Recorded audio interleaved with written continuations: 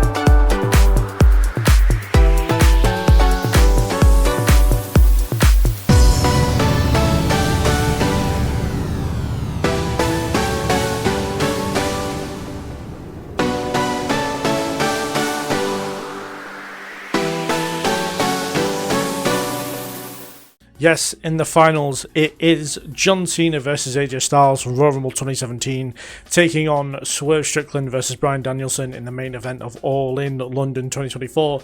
Two huge matches, and yeah, these were two tough decisions, but again, me and my brother Ewan did decide unanimously, and there's only two of us, on the two matches that should get through. And yeah, these are obviously four of like some of the best wrestling that we have, but we get through to the finals. And yeah, you're going to see on the screen again, just like last time, the results of that is also going to be very quick. There's only one match up, and then yeah, I'm going to go through and actually explain why we chose the winner.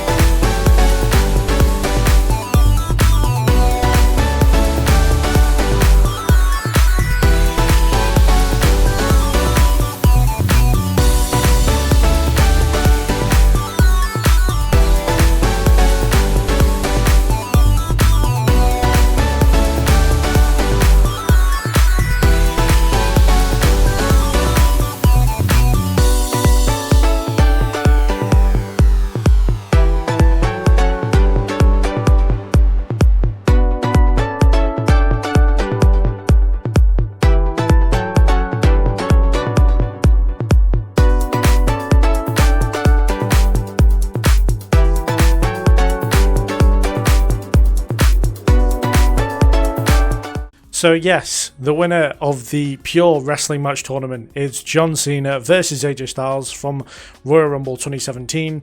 And yeah, this, again, very tough decisions were made here. But for me, and I feel like for Ewan as well, I can talk on his behalf. If he has anything else to add, he can comment below if he watches this video, which he definitely should. But yeah, it was pretty much down to like more, less is more. Pretty much.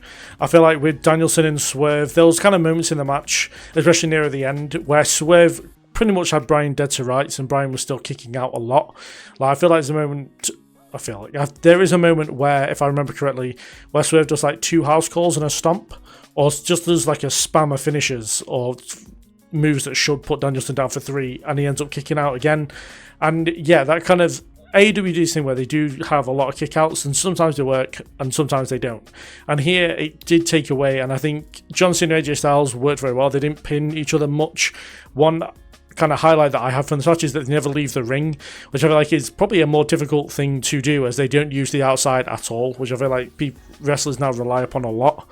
But yeah, you know, you have the stakes of the match of the Royal Rumble as well, having John Cena equaling the record of Ric Flair for the 16th World Championship.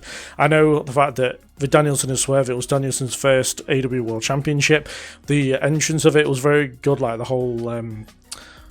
I can't remember the name of the time. The Final Countdown entrance is massive for AEW fans. But yeah, for me, it's the kids of I just enjoyed Cena and Styles in the moment more than I did Swerve and Danielson.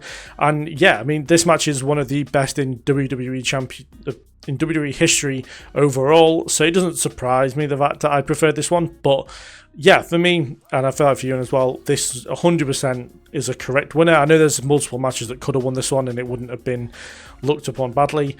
But yeah, probably as it is one of, if not the best pure wrestling matches, but this tournament has proven it is definitely the best pure wrestling match in wrestling history. Well, probably not, because there was no New Japan and no Ring of Honor, especially no New Japan. I feel like a New Japan match would probably definitely win this, but yes, out of the matches that we had, the best one was John Cena versus AJ Styles from the Royal Rumble 2017.